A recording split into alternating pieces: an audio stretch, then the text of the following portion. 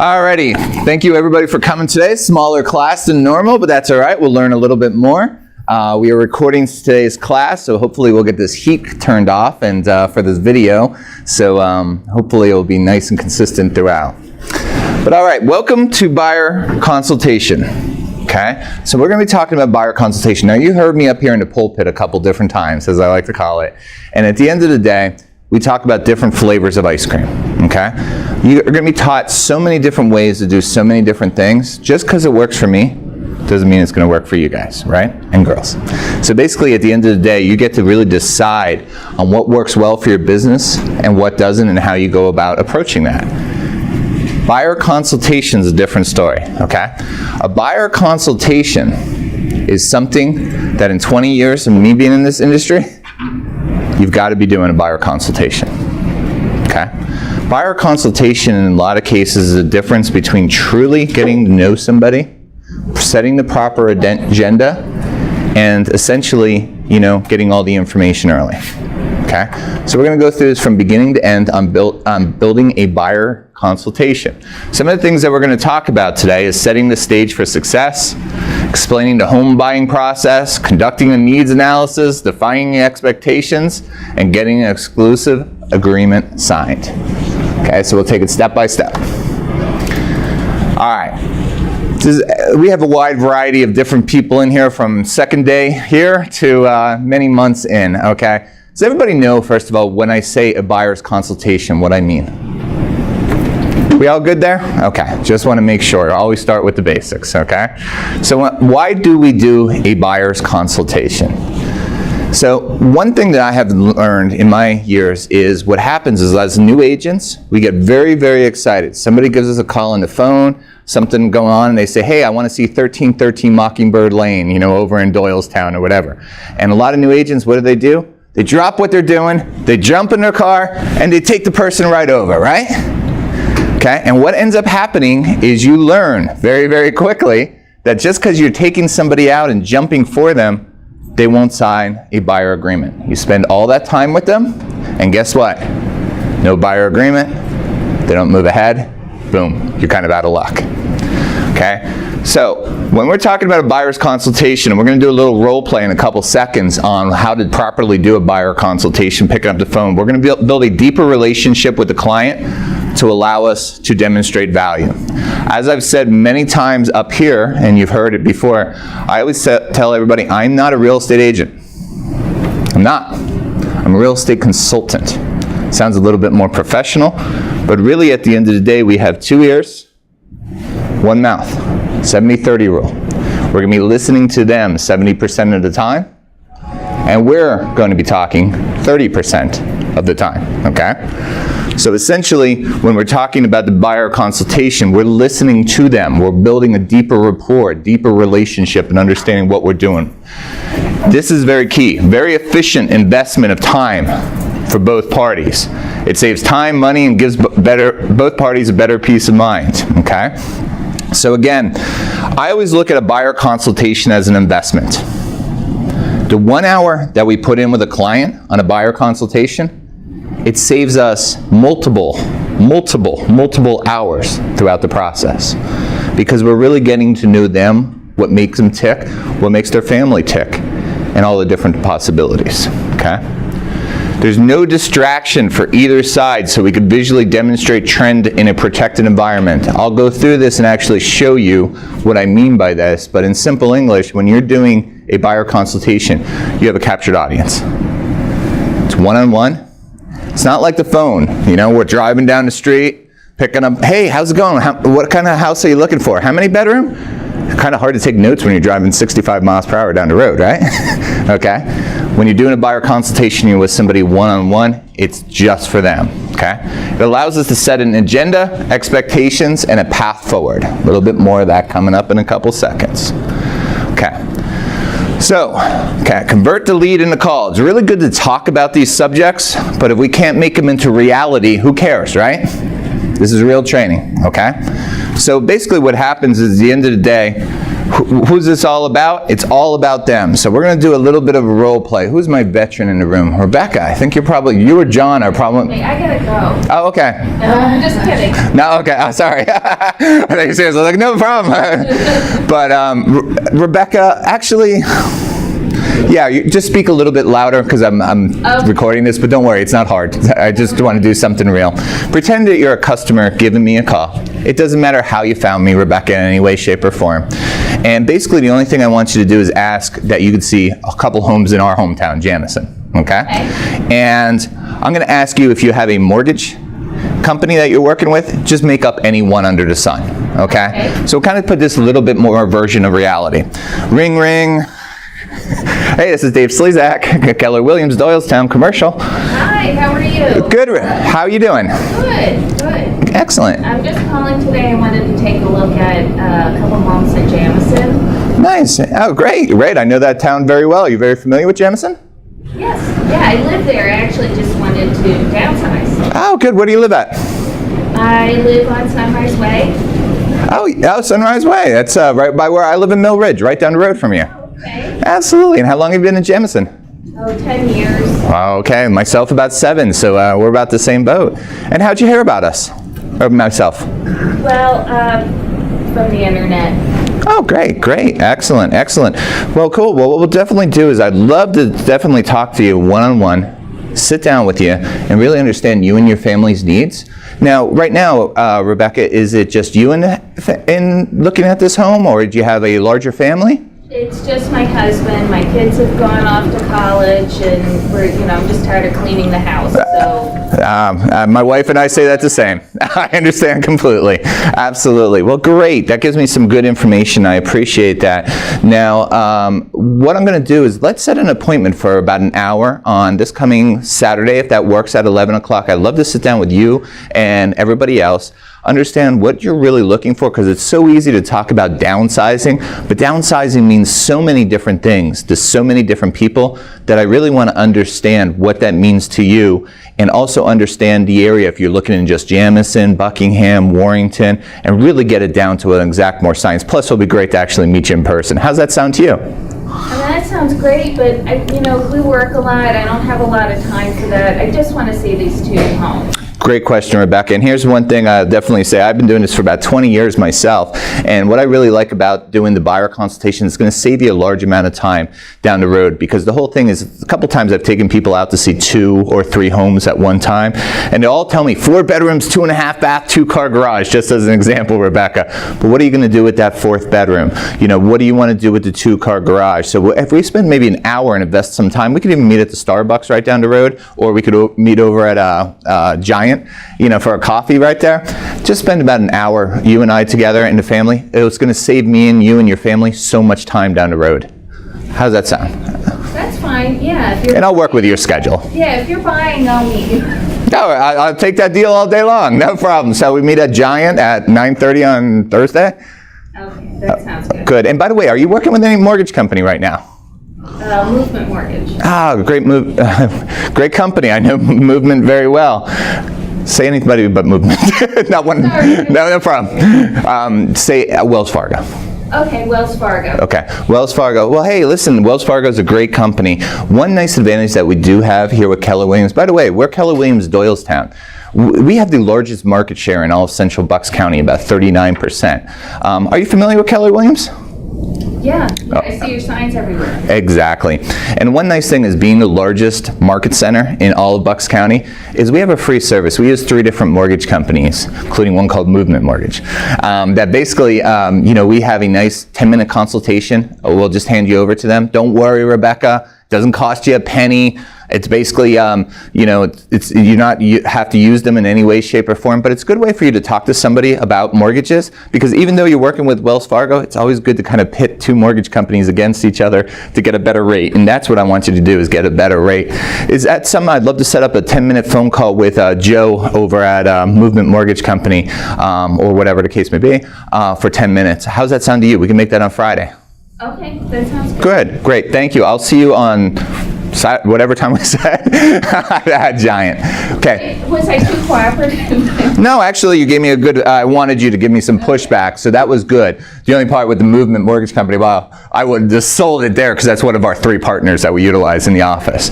But I wanted to kind of give you a version of reality. That's really what I've been doing for the last couple years, is kind of showing that value, okay? And it was good because Rebecca was a real customer, which I appreciate. She did give me pushback, okay? Most people usually, honestly, depends on the type of buyer that I'm dealing with.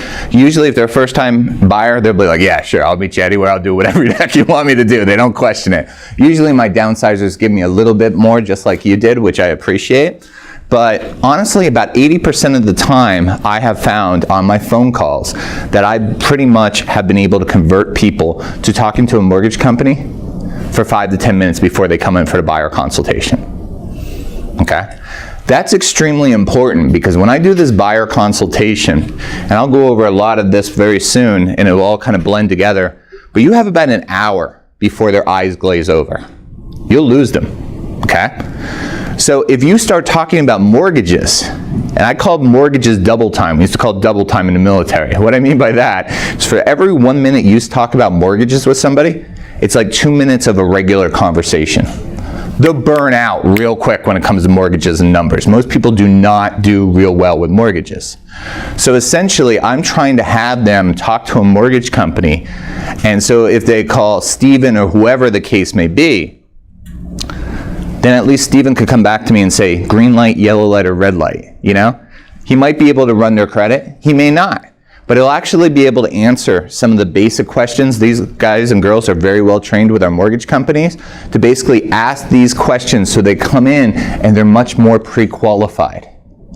Because the last thing in the world that you want to do is somebody comes in and they say, I'm looking for a home for $400,000. You go onto Trend, put in a whole bunch of homes for 400 grand. You take them out, they meet with a mortgage company somewhere through the process, and they qualify for 300. You're dead. You're not going to come back from that. It is so hard to downsell. Easy upsell. Hard downsell. You know what I mean? So with the buyer consultation, very important when you take that phone call to kind of go in that direction. I tried to keep it about 70-30 as much as I could. That conversation that we had was probably closer to 50-50. So I could have went into so much more, but because of time constraint, I didn't ask about your family and how old they were, a lot of stuff that I do. I closed for the appointment. Do not get on that phone and start talking for 20-25 minutes. You just want to set up a meeting and kind of move them in and get it all set up and do your appointment. You know, there's a golden rule in commercial real estate, most of my background, 1.5 to 3 minutes. And I've always kind of used that, 1.5 to 3 minutes. John? What if you get someone that says they're already pre-qualified? You're still going to say, hey, why don't you talk to this guy to make sure you get the best rate? Great question, John. And just in case, I'll repeat some of the questions today just because I want to make sure. Heat's still on, isn't it? Yeah. Anyway, absolutely. I do that all the time because Wells Fargo, I use as an example. I'm not going to knock another mortgage company too badly today, but the thing is, they're not all created the same, okay? And just because so many people I meet with, they come in with the pre-qualifications, you know, through Rocket Mortgage and, you know, all those online type of stuff. I call them TP, toilet paper. A pre-qual, I could do ratios. I could do the numbers. I used to do them when I was a 23-year-old rookie at Ryan Homes, when 20 years ago on a piece of paper. I would pre-qualify people, and I knew nothing in life, let alone on anything on mortgages, but I could pre-qual people. The thing is, what I like to do is offer that value for one of our companies because I want to keep it in-house. I want to have that control. And I also know that I could go to Steven or Joe or Donna or whoever the case may be and get a much better idea of what's going on. And I want them to compete for their business because at the end of the day, when it comes down to mortgages, what does it mean? It doesn't mean anything until they lock in on their mortgage, right? So everybody's in a race until it's time to lock in. So I want to give them that, absolutely. Plus, John, what else am I doing? I'm showing value to them right off the bat. That's important. Now, the old saying is buyers are liars. I mean, who knows if they're pre-qualified? Heck yeah, John.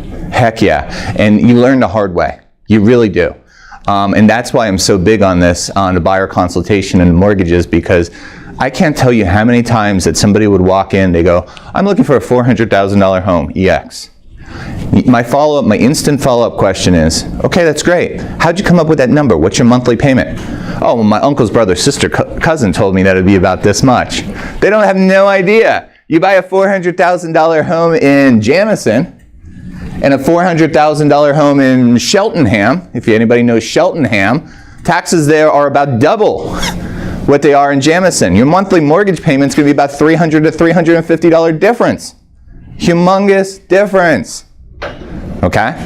That's why we go in that direction. Make sense? Good question, John. All right, cool.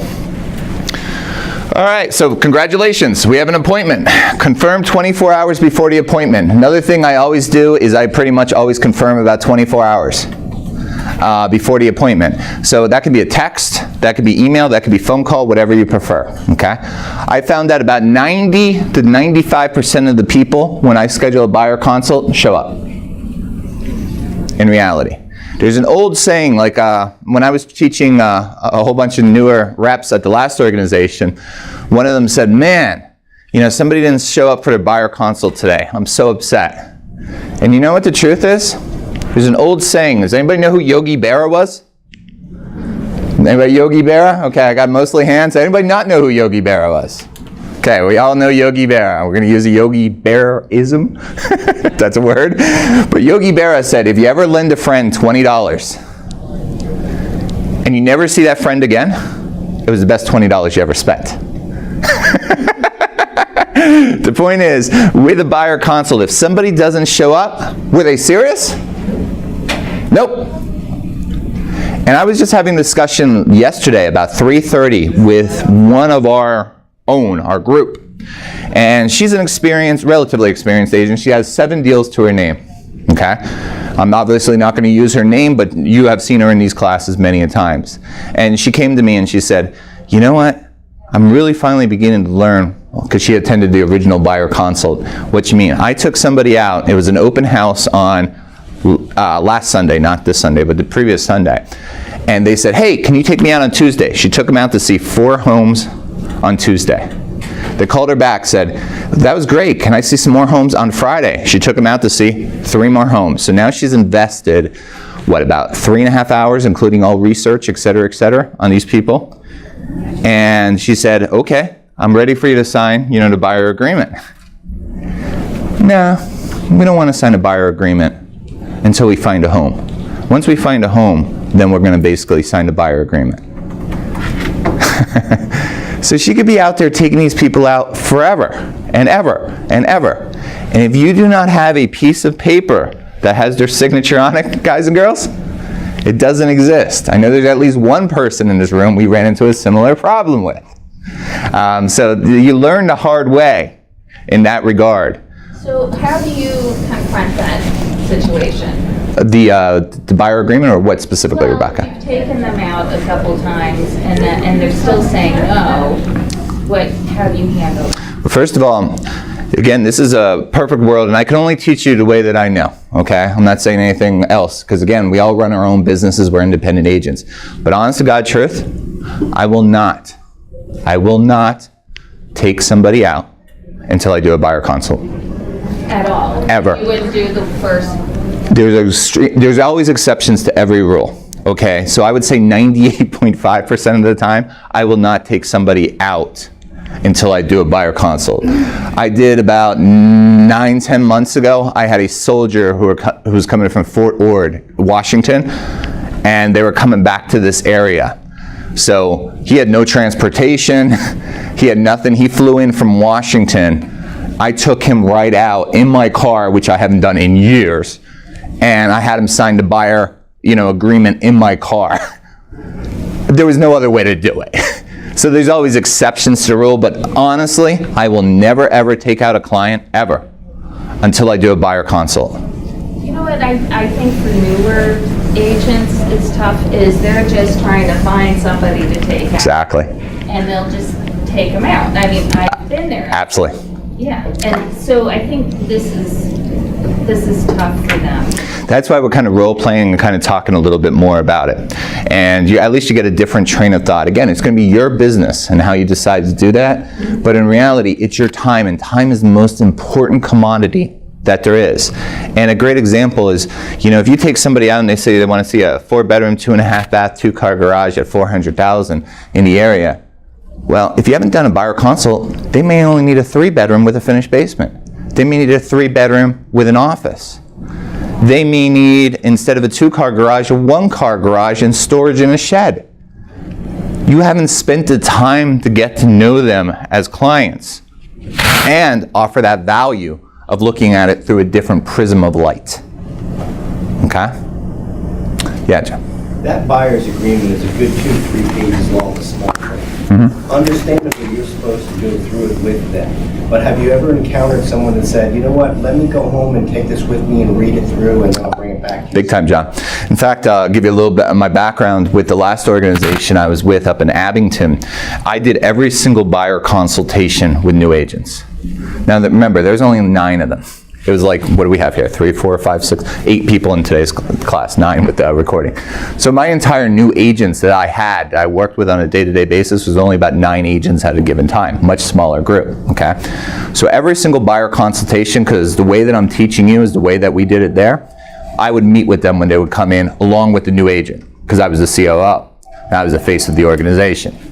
And essentially, what we would do is we'd go through trend, we'd get to know them, we'd go through all that information, and then we'd bring up as the last thing the buyer agreement.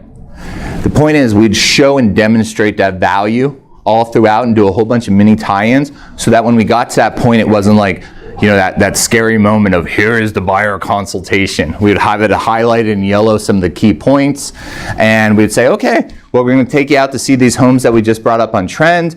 You have a good idea of what we bring to the table. I'll just have you sign here, and I'll make you a copy of everything, and we'll go through. About 70% of the people would sign right there. A good 25 to 30% of them would basically take it home, especially if they were newer buyers and they want mom and dad to see it. Yeah, or they're looking at deer in the headlights or whatever.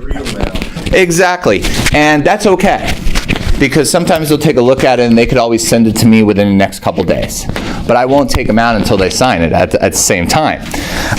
So that's the way that we've always approached it in the past and gone in that direction. But that's okay, because the way I look at it is if I've shown everything that I know how to do and how to demonstrate that value, there's nothing more, John, that I can do, right? And if it's not for them, it's not for them.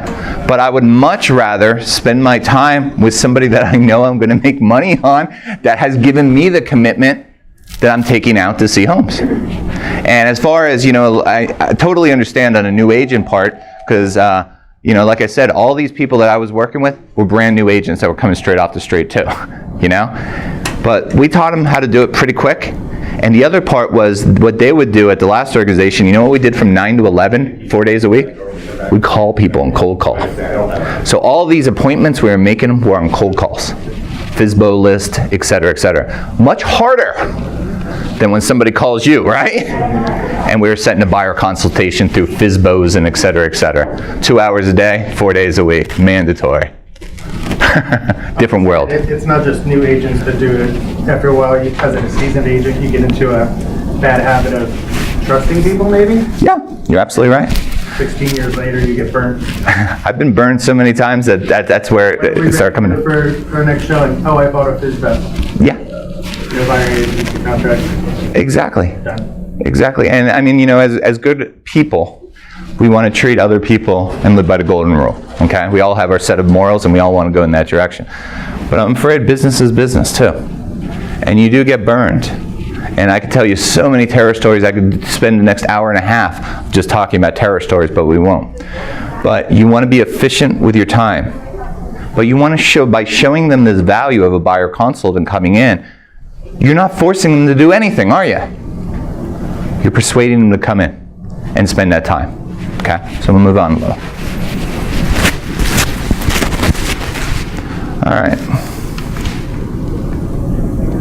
All right, so like a script, again, I'm just putting everybody who's here today, as you know, is basically I send out the PowerPoints when we're all done. So you're going to have a script that I basically, went over. I kind of used my little own version of a script with Rebecca, but at least here you have a script. Before we get started, I'd like to share our mission with you. Our mission is to help you achieve your goals and exceed your expectations. By doing this, we hope you would never hesitate to refer me to your friends, family, or coworkers.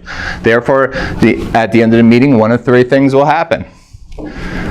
One, you're going to understand all the benefits my team can provide for you, and you will choose to hire us, and that would be great. Number two, you may not understand all the benefits my team can provide to you and may choose not to hire me. And to be quite honest, that's okay. Number three, we may choose not to represent you in the purchase of a new home. Okay? Would that be a fair assessment? Just a script that we use, this comes from Bold, Keller Williams Bold, but at the same time, it kind of gives you an idea of one script that you could kind of utilize when you're sitting down with somebody. The cool thing about that is you're giving them a choice. You know what I mean? And at the same time, you're kind of coming off a little bit going, I'm going to check you out too, see if I'm going to work with you, and that's okay. Okay. Let me explain why I would say that. Remember, our mission is to help you achieve your goals and exceed your expectations. Well, if at any time during our meeting today, I feel that we cannot achieve your goals or exceed your expectations, I would rather turn you down than let you know later. And we can part as friends. Does that sound fair to you? Great. Let's get started. It's a good script because honestly, you are not going, here's another prize for some of the newer agents in the room. You are not going to be able to appease everybody. Okay? I have somebody right now who gave me a call 4 days ago. And they said, hey Dave, there was a referral. And they said, my mother-in-law is looking for a home. And I said, great, tell me about it.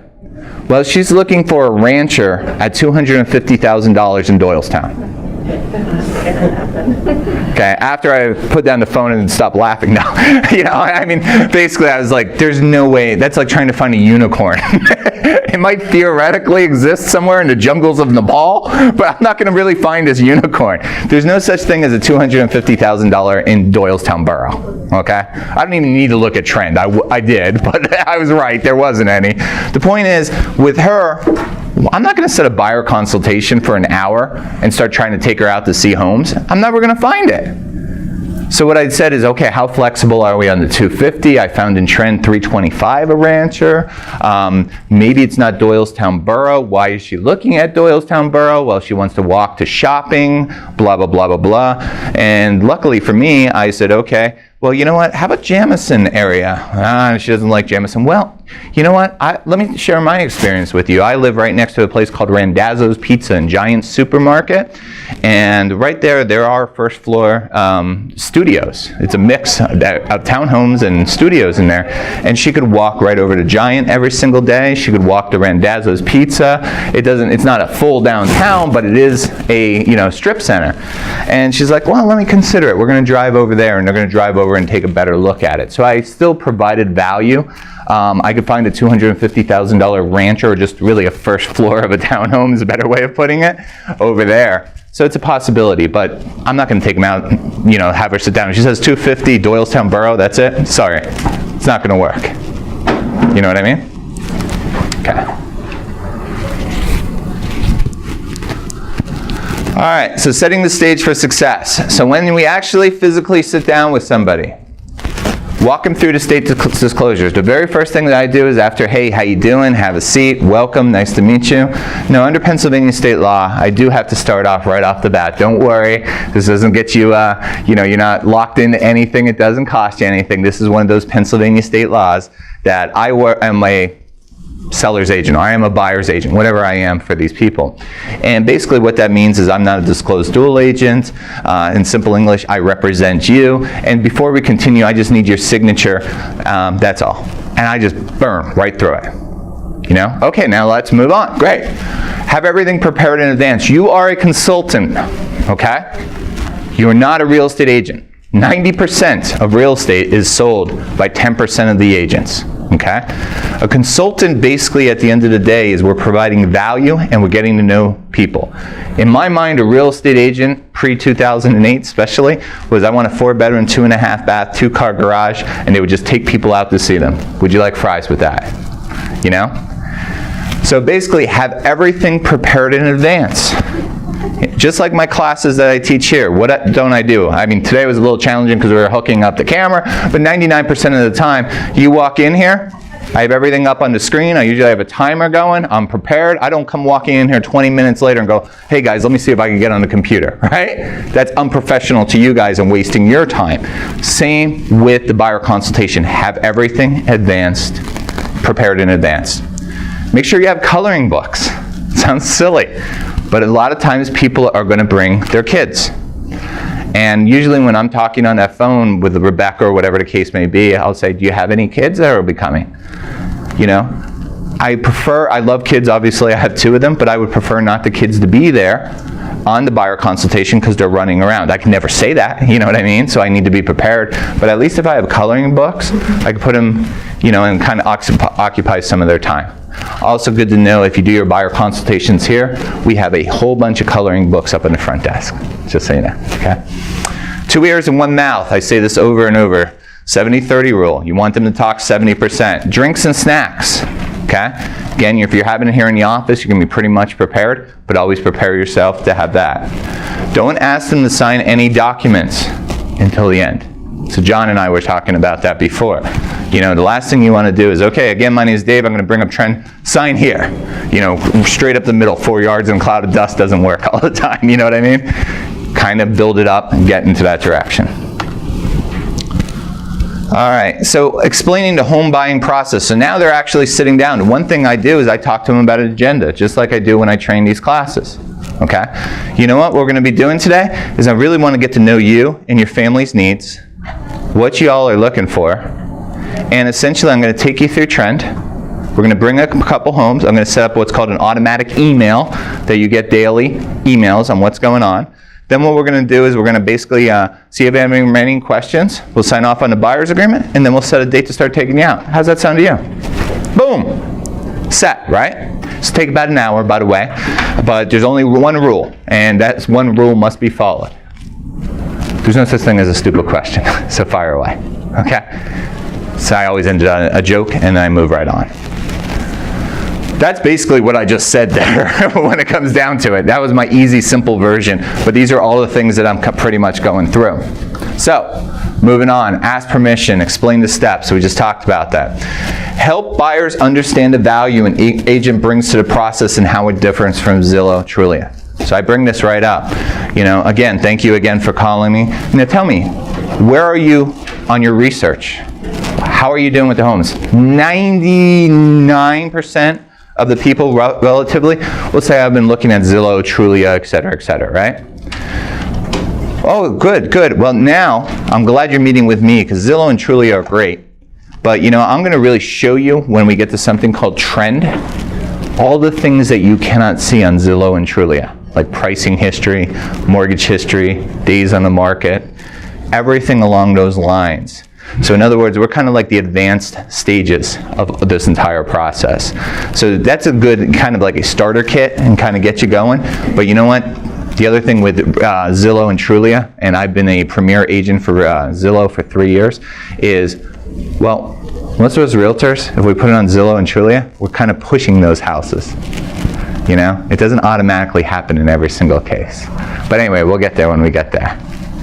See what I'm doing? I'm laying a seed. I'm going to attack the seed when I get further along, okay? But I'm setting up the agenda, okay? We talked about why we do them. Real estate agent versus real estate consultant. Again, another major thing that I'm huge on in today's world. You know, you got to show value to these people. And so when we're going through the entire process, we're going to be constantly adding value, okay?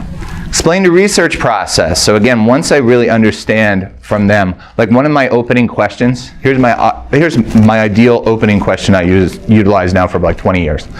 So tell me, Eric, what is an ideal home for you? It doesn't matter, but you know, whichever. But I mean, the point is, you see how that's called an open probe? What is an ideal home for you? So we'll start. Either Eric.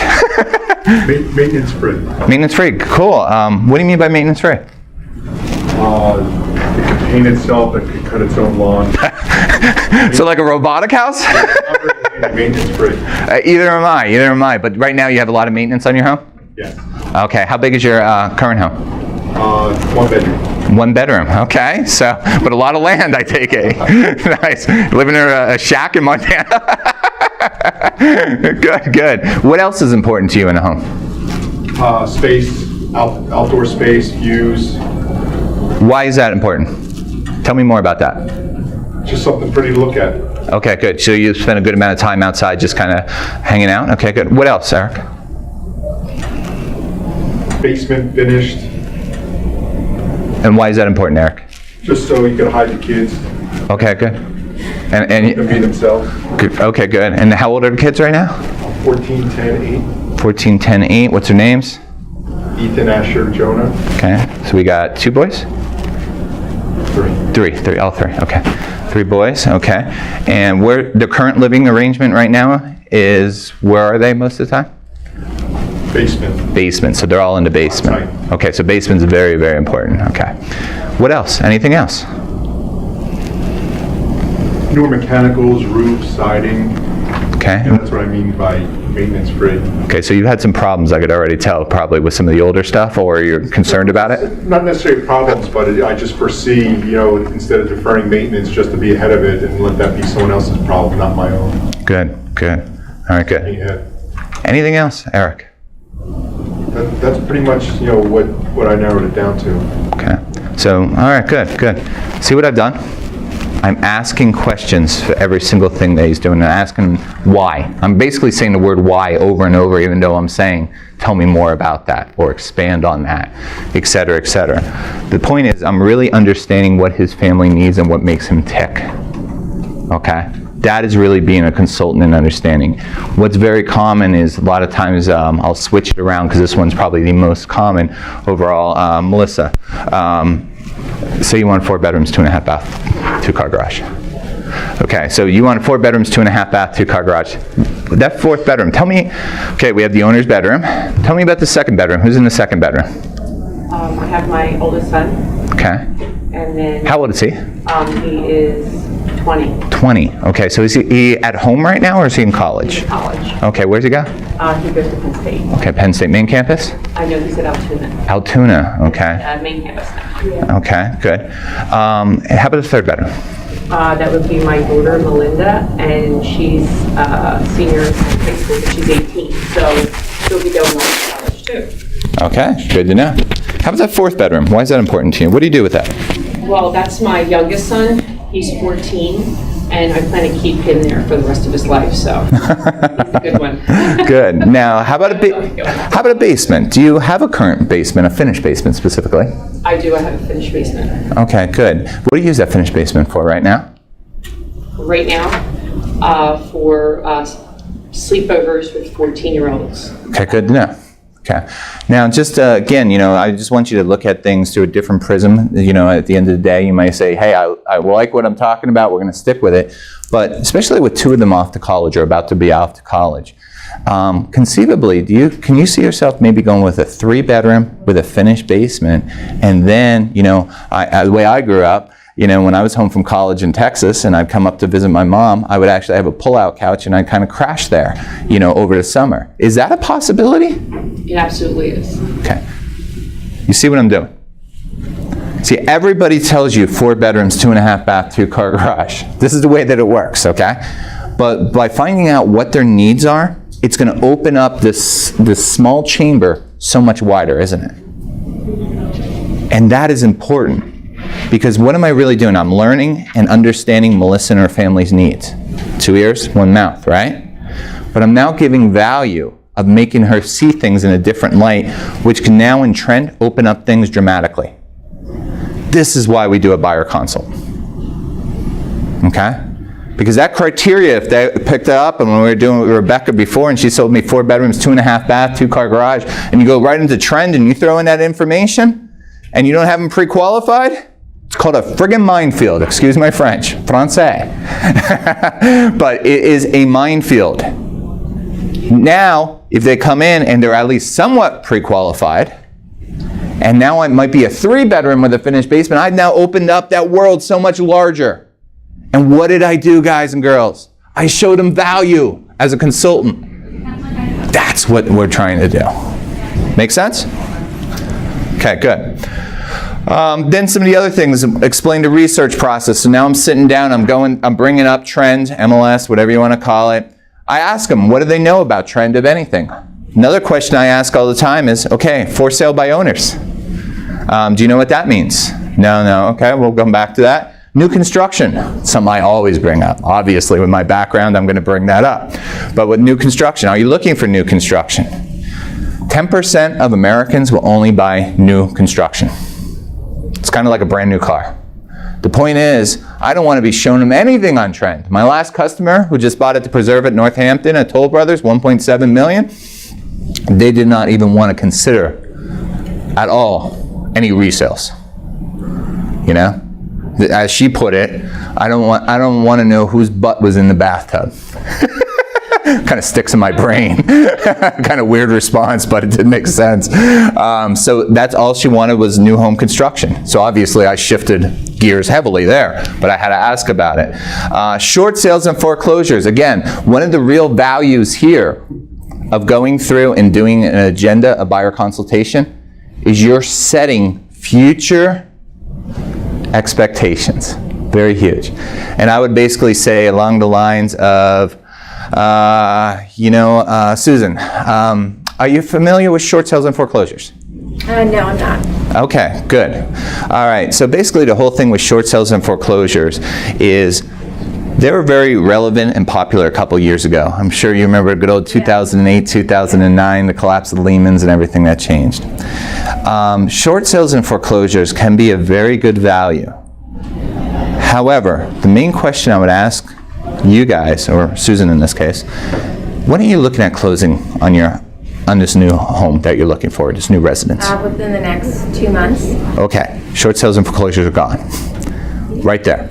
Short sales and foreclosures, national average takes 9 months to close. Okay, there's many different types of short sales. There's many different types of foreclosures. So I'm using a generalized rule here, okay? But I have a good amount of experience, both personal and also business related on short sales and foreclosures. And the problem is with short sales and foreclosure, because some people will come in and say, I'm really interested in short sales and foreclosures. I want a really good value. First of all, it might take 9 months. The other part is I lose control of the process. So if Susan, you said that you really like short sales and foreclosures, pretend with me.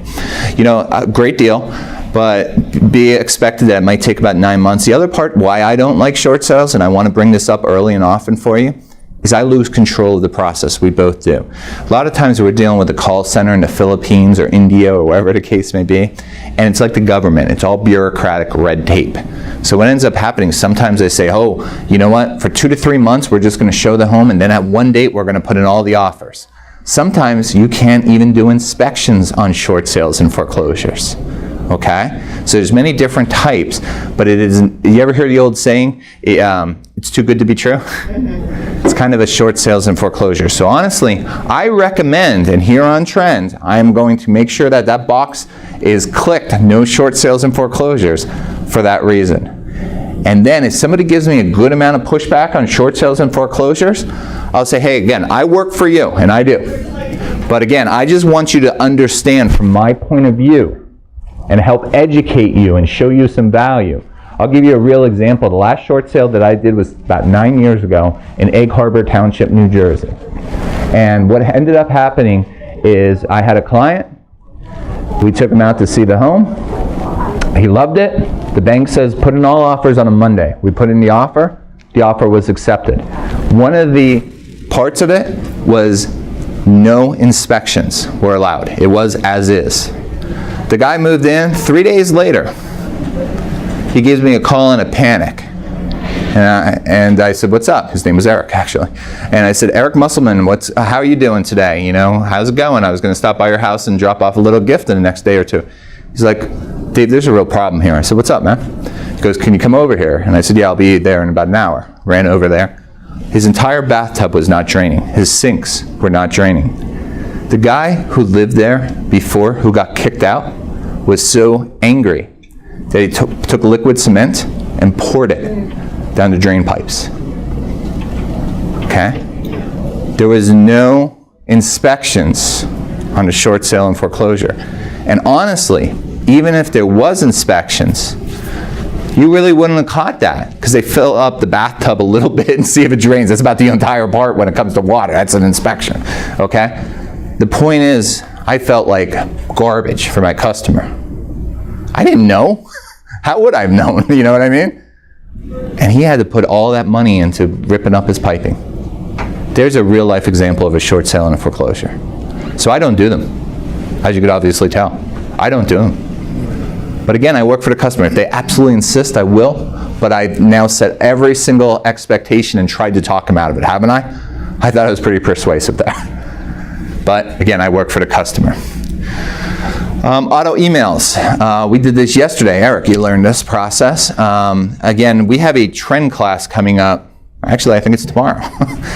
We'll go over this a little bit more in depth, and as we're recording these videos, you could go back to the trend one, but basically you set up an automatic email. So every single day, if they're looking for a home for 400 to 500 in Jamison, wherever the case may be, 4 bedrooms, 2.5 bath, you set up an automatic email. Every single day they get that automatic email, okay?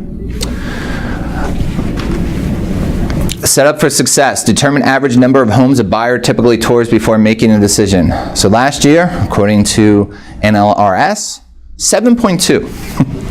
7.2 times it takes somebody out before they make a decision to buy a home. Okay? It's important to let them know that. Okay? Say on average, basically what it is when we start taking you out, it takes about 7 different times of taking you out. Now sometimes we might see 5 homes in a day, so it might be 4 times or whatever the case may be, but it's going to be a little bit of a process going through. But I always ask them, what would you do if you found that ideal home on the first time I take you out? You get a good idea of their personality.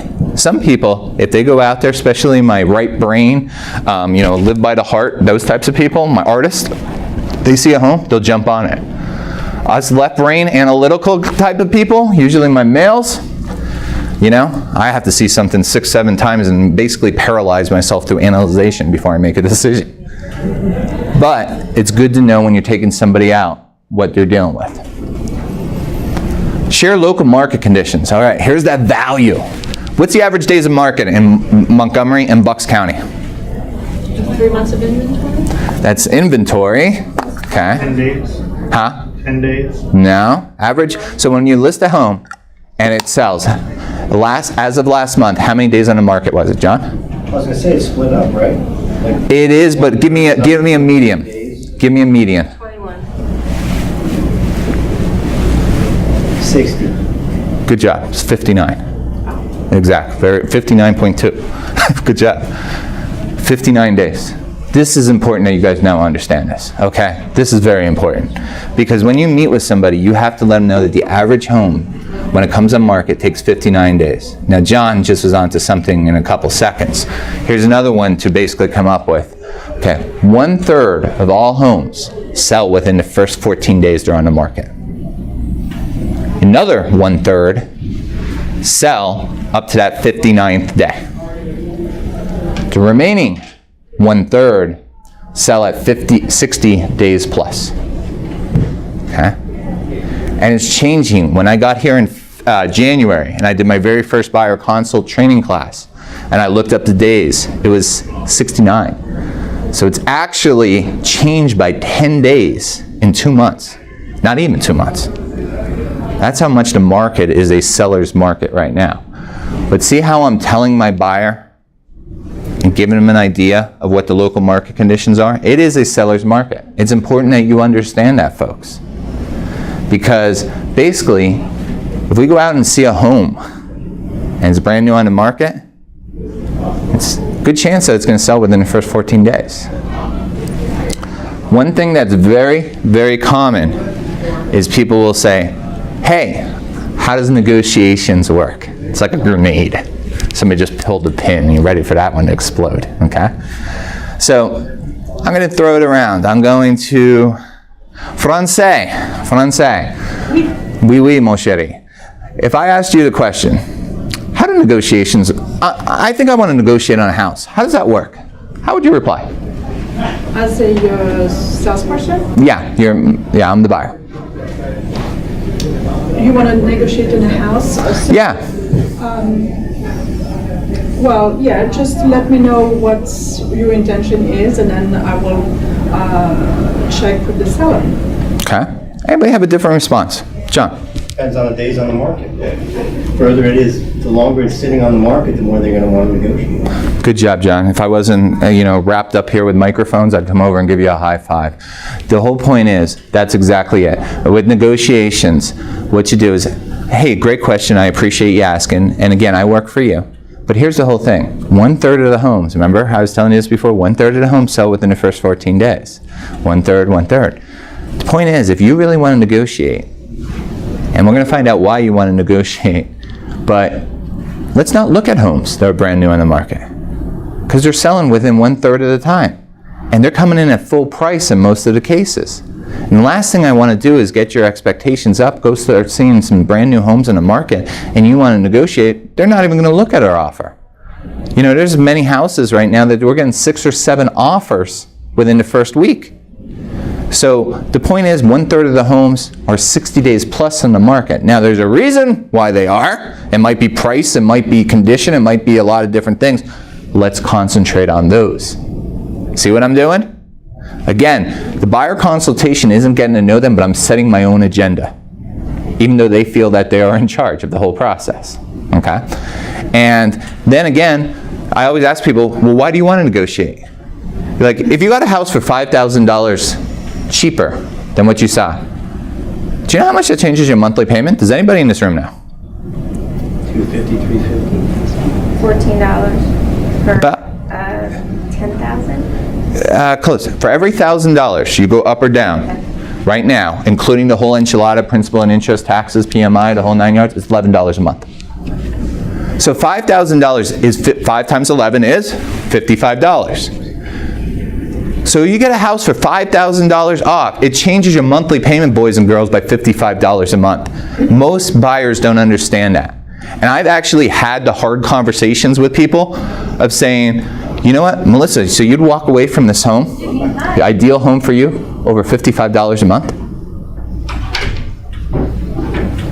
You set it up properly. Because again, if they have talked with a mortgage company, because you did everything that you did, they have a good idea of what their monthly is, right? And their monthly might be, I don't know, $1,800, $2,000, depends on the amount that we're talking about. So $55 compared to $1,900 is like a drop in a bucket. So people think when they negotiate, it makes this big difference. $10,000, you get a spanking deal on a $500,000 home at $10,000 off. 10 times 11 is $110, guys. Is it really that much in the grand scheme of things? Not really. Do you think people, I've experienced that most people want to get a deal? Yeah. They want to get a deal, absolutely. Sometimes think Right. that. But that's why you're the consultant, and that's why you're doing the buyer consultation, because you are setting that expectation. Boys and girls, it's a buyer's market, or excuse me, a seller's market. Right. You need to understand that, okay? And you're setting that in certain cultures. You're going to deal with negotiations more heavily. About 25 to 30% of the deals that I did last year are Russian. Okay? I speak Russian, so at least somewhat anymore. And so when I meet with them, Russians, specifically, how do I put this? Certain subsets of Russians, and I'll just leave it there. They really like to negotiate. It's part of their culture. There's nothing wrong with that. But that's just the way that they are. But I will deal with my people and tell them, hey, listen, I know you want a good deal, lo brizia, but ni brizia. Today it's going to be basically a seller's market. And I let them know that. I have to let them know that. Indians, hate to use generalization, but Indians love value. Same thing, a lot of my Indian customers, I will deal with that too. But really, honestly, Indians specifically are not looking for money. They're looking for value. Big difference. So that's the whole thing there. I talked about statistics. Be the interpreter, not the creator of the market. Educate, don't sell and tell. Watch their eyes, are they glazing over? So again, as we're going through, I do the same thing up here with you guys all the time. It's kind of cool because when you become a trainer, it's really just like doing, what I've been doing for 20 years. And essentially what I do is I watch your eyes. And I could see which one of you guys are fading in and out. Sometimes I'll pick on me like, yo, Eric, how do you do this? Get you back in. John, what are you doing back there writing? Bring you back in. But the whole point is you're doing the same thing with your buyers. As soon as you see those eyes glaze over, man, it's over. You can only go so far. The offers, discuss how much they are willing to pay, explain the process of determining making an offer. So that's another thing I'll touch on basically. I'll say once we find a home for you, I'm not going to bore you with what's called a competitive market analysis right now, folks. It's called a CMA. In simple English, I'm here to help you. So once we find a home, I'm going to be looking for other homes that have sold or closed within the last 60 days in this area. And we're going to make sure that we're putting in the proper offer for it. Okay, that way we could save you time, we could save you money, and give you a better peace of mind so you know you're not overpaying for that. Okay, so that's how this process is going to, but we don't have to worry about that right now. All right, let's move on. See how I did that? Boom, just keep going. Types of contractual contingencies. Again, usually I have trend up here right now, and I have, active pending, active offer. I touch on that, what that means a little bit, not too much. Multiple offer situations, especially in today's world. This is a huge one. There's many homes, like I said, comes on the market within the first 7 days. They have 6 different offers. This is like common anymore. I've been hearing terror stories in this office right now, what's going on. And even the commercial side, my side, it's a whole different ballgame right now. It's even becoming a seller's market in a commercial industry. And essentially, you need to have them understand that, hey, listen, just because you find a home doesn't mean you're going to get it. Okay? We're going to have to come in with our best offer, especially if it's brand new to the market. The house has been in the market 132 days. We'll get there. We'll work that out. But if it's been on the market for 7 days, man, we might have to go above market value. Okay? And just because I've had literally somebody recently, they went $10,000 above on a $300,000 home, and we didn't get the home. Probably because he was VA, but that's a different story. Okay? Excuse me. Yeah. Is that a chance for you to go in on why working with you is going to be beneficial to them because of your relationships and your knowledge of going in for multiple offers? Absolutely. And what the agent wants to deal with. They're going to know they're going to go to the table and that you're going to bring qualified buyers and so forth. Absolutely. Absolutely. And what I do is basically I bring up usually at the very beginning that we're real estate consultants, not agents, and I'm going to demonstrate the value. And what I'm doing, without me saying it all throughout, is demonstrating value. I'm doing what's called a mini tie-in close. So when I close at the end, it's all there. Okay. And here's another good one, especially for new people.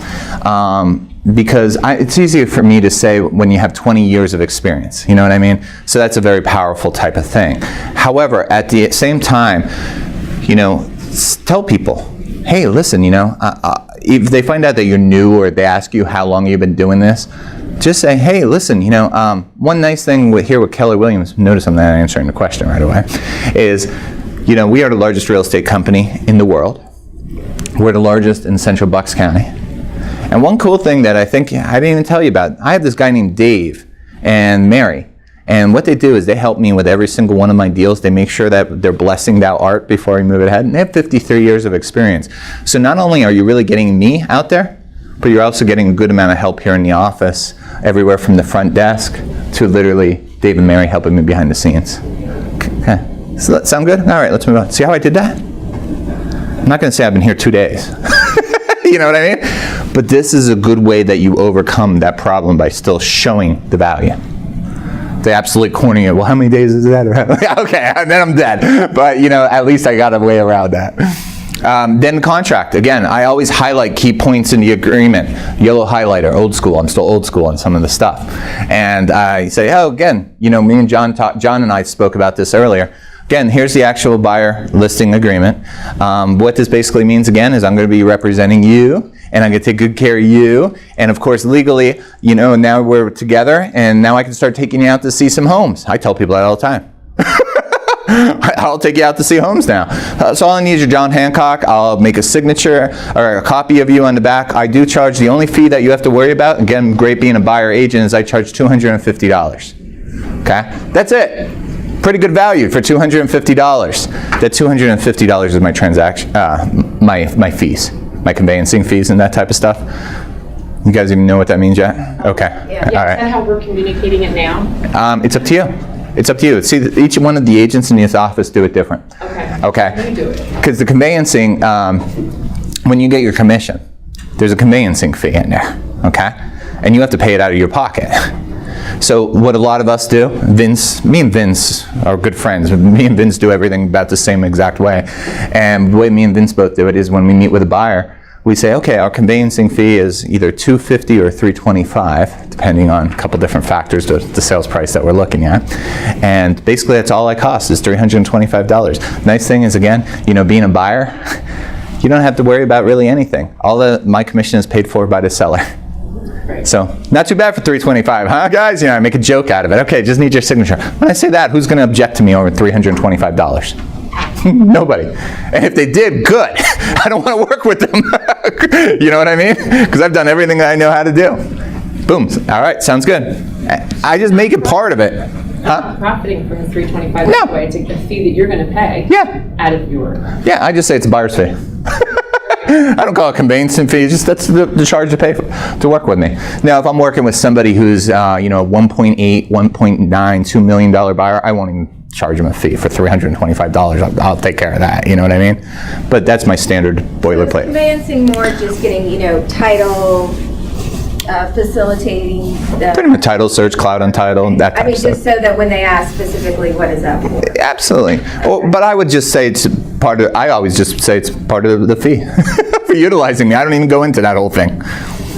Yeah, it's $325. Okay. The other thing is with the contract, you could put your own spiel on it. If you work for Remax, thankfully none of us do, the standard contract, you work for Remax? Berkshire and Realty One. Realty One, that's the one I was getting confused with. So, want to go 3 months in it. What is your default contract at either one of those companies when you have a buyer agent? Buyer agency? It's Yeah. the par, right? The, Yeah. Do you guys have a default, the amount of days? Berkshire has its own buyer agency contract. Okay. Yeah. Now, I know Remax is 180 days. So when you have a buyer, and they sign up for you, they're stuck with you for 180 days through thick or thin. You know what it is at Keller Williams? Does anybody know that? What you decide? Good job. Another high five if I wasn't tied. Absolutely. So basically, it's what you make of it. So you could put in 360 days. You could put in 30 days. I wouldn't recommend either. You know, it's what you put into that contract. I did one the other day, and I'm almost entirely doing commercial, so I'm not in a competition with my agents here. But I did a commercial contract the other day on a gas station, and basically I did. Guess how many days my contract is with the guy? 30 days. Oh, 30 days. And you're probably saying, wow, you're nuts. Why would you do that? Because I know I could show him value in that 30 days that will turn into a 180-day contract after the 30 days. That is such a rare case for me to do something like that. It's like a 2%er, but it's something that I've done. So it's really up to you on how long you make the contract for. Okay? I wasn't at Berkshire. We were not, well, let's just say we were not taught buyer agency. They just told me at the closing you have to have that signed. Wow. So we did a lot of running around without buyer agency, and then at another company, the buyer agency, we did all the presentations, and then they made it for that day or 0 to 3 days, even a listing agreement. So I thought, wow, how do they do that for 3 days? Well, when you think about it, the state of Pennsylvania, isn't the contract really valid for 72 hours? Yeah. That's how they do it. Yeah. So. Interesting, and that's the different flavors of ice cream, but you could use it to your advantage. I always tell people, you know, the last organization I was with at Cordano, what it was is you had to sign a contract on us for 365 days. So if you liked me, you didn't like me, I was providing value, it wasn't providing value, you were stuck with me. One cool thing here at Keller Williams is we don't believe in that in any way, shape, or form. Well, I want to work with you, but I only want to work with you if you want to work with me. So you know what? We're just going to do a simple contract. We'll do 180 or 120, whatever I decide it's going to be, and we'll just go from there. Does Keller Williams back up their buyer agency contract if buyer suddenly buys a for sale by owner or? Yes, because it's a legally valid document. That's why we have Jeffrey Beer, our broker of record for situations, and we have a couple situations like that right now. Okay. See, how am I doing on time here? We started a little bit late, 11:14. Okay, the negotiation process. Explain our role, explain their role, explain time is the essence, recap to 1/3. We pretty much touched base with all these types of things. Are they VA or FHA, and why that matters? Seller's assist, okay? A VA. All right, just burn this into your brain, even though we're kind of off tangent a little bit. I probably worked with last year 45% of my buyers are VA. Being ex-military, that's one of my areas. VA, it's important to understand that there is a whole different inspection process on resale.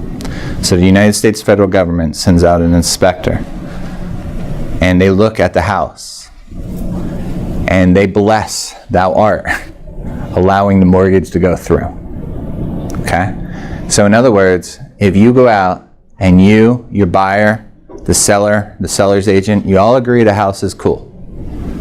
Then all of a sudden, the VA inspector comes out, and he or she says, that roof doesn't look cool to me. I'm not blessing that art, thus I'm not allowing this VA mortgage to happen. What ends up happening, who pays for it? So you're out of luck. And a VA deal, the seller could just bail. Okay? So a large amount of time, like when I'm dealing with a VA buyer, I let them know this early and often throughout the process. Because the last thing I want to do is, God forbid, this rears its ugly head down the road and I never told them about him, I look like a schmuck. Okay? But it's also important when we're going through on negotiations and putting in bids, a lot of sellers are very nervous when it comes to VA deals because of that reason I just told you. And the other part is seller's assist. Okay? Seller's assist. Does everybody know what seller's assist is? Help with closing costs? Yeah, that's the general rule. You good? Seller's assist? Okay. Seller's assist in simple English is the seller will contribute X amount of dollars or money towards the buyer. Okay. You really want to make sure that a deal doesn't move ahead? Use seller's assist. What I mean by that, guys, especially on the new houses, 1/3 of all homes sell within the first 14 days.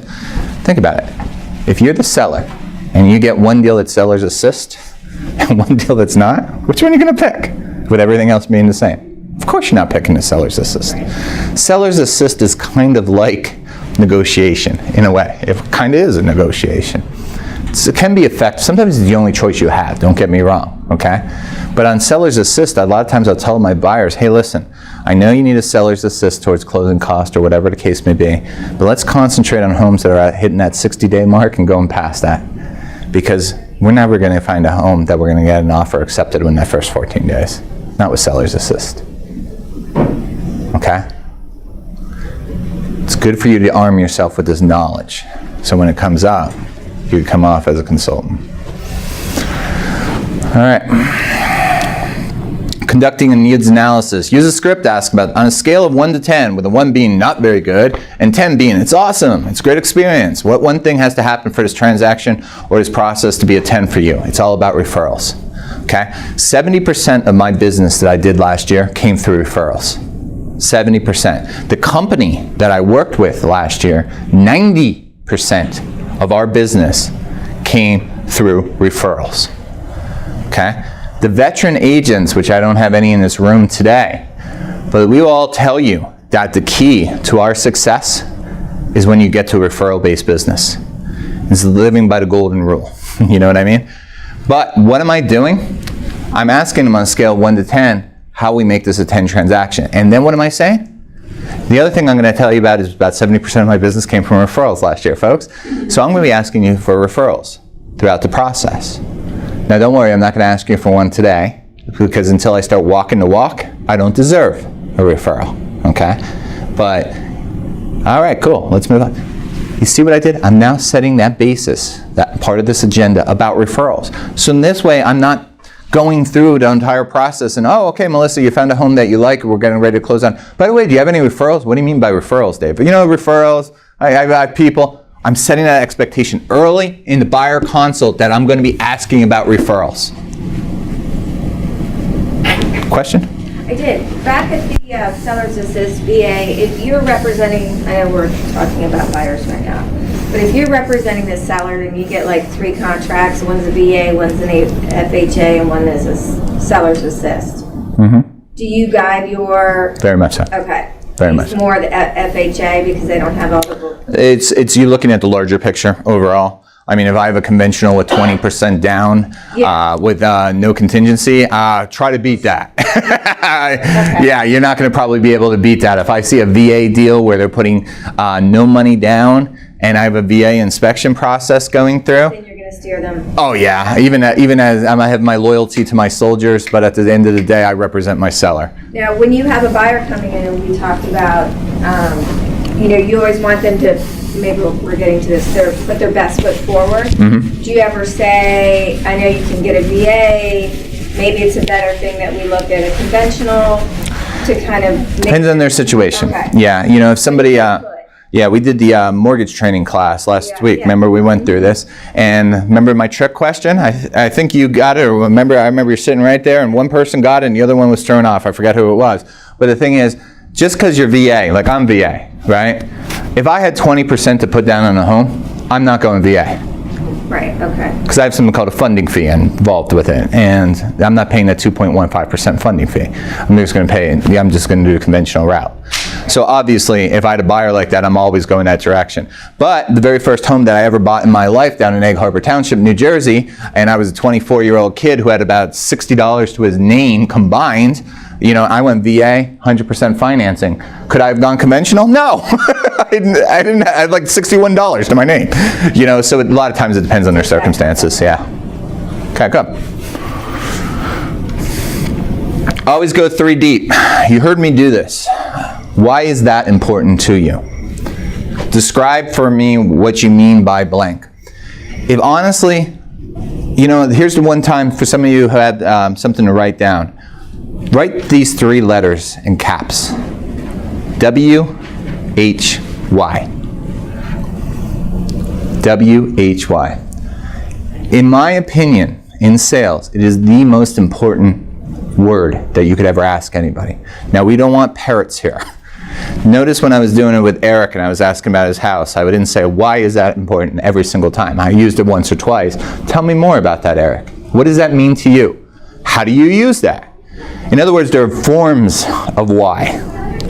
But the thing is, what a real mistake, and some people have a good amount of sales experience in this room, other people have no sales experience in this room, okay? So that's okay. Because the main thing that you're asking about is why, go deeper, go deeper, go deeper, go deeper, go deeper, why? Is there anything else? And then recap it.